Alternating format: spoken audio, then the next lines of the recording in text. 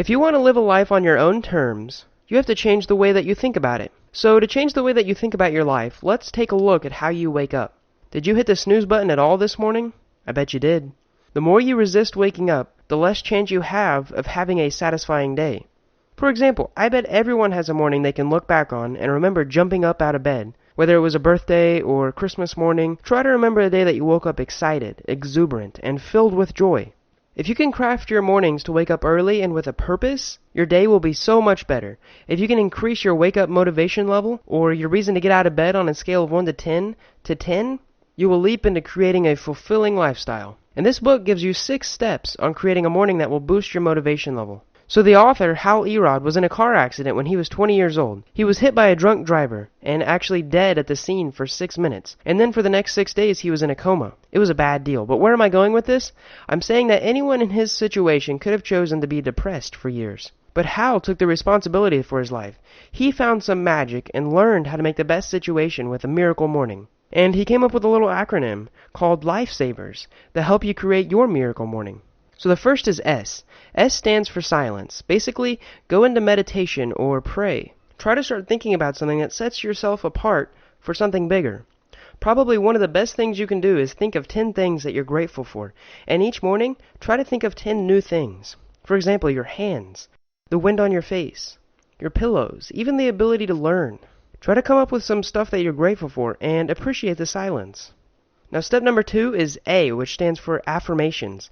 Now mantras are like tools of the mind, and the more you tell yourself something will happen, the more positive vibes that you put into your brain, the more likely they will be to actually happen. And this ties into the next step. So basically the night before, try affirming to yourself that you will wake up refreshed and be super pumped to get up.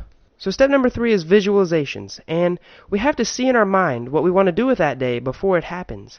If first you can visualize it, you will have a better chance of it actually happening. So we can do anything that is imaginable, but the first step is to imagine it. Try to visualize waking up as something pleasant, something that you actually want to do. Look forward to waking up. The next step is to exercise, and there are tons of positive benefits to exercising. And a great little visualization is thinking that if you're not exercising, it's like taking a depressant. Because exercise can act as a stimulant to your body, a stimulant to your mind, a stimulant to your life. Going for a short morning run has amazing benefits to the rest of your day, and no matter what else you do during that day, when you go to bed, you'll be able to say that you did something productive. Also, if you tell yourself that you'll exercise at night, when it comes to it, most people are actually too exhausted to follow through, so it's very vital that you exercise first thing in the morning. Exercise will definitely boost your mood and help you focus throughout the rest of the day, and it will also increase your physical health exponentially. Hal suggests drinking a glass of water as soon as comfortably possible after you wake up. So the second to last step is reading. Try to read some inspirational material. Hal recommends reading something inspirational, but you could read to learn as well. Try to read something that will help you visualize and affirm that great things will happen today. Reading material that will further your skills and increase your productivity for your daily plans is also great. Try to aim for 10 pages a day.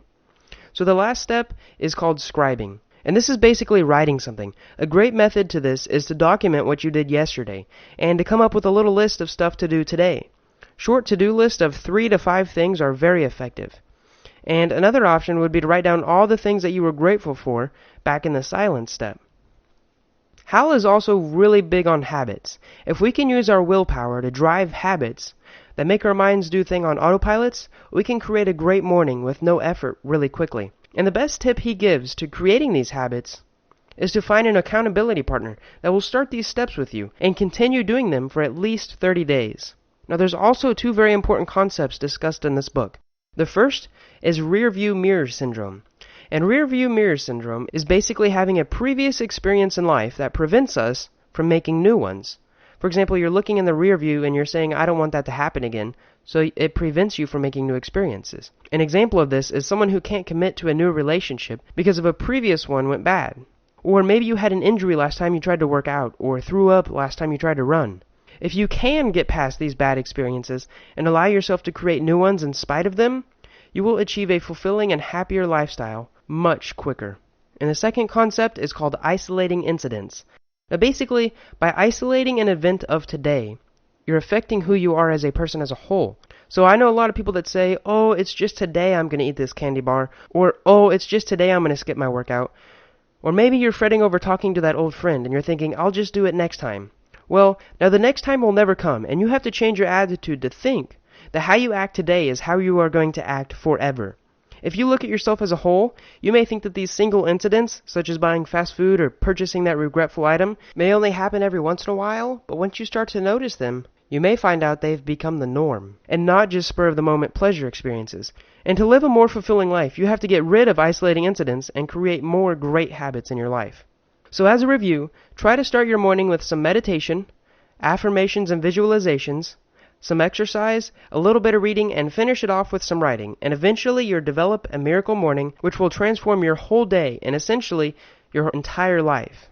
Now it may be hard to develop at first, but after some fine-tuning, you'll make your mornings a habit and your life will become much more enjoyable. Good luck!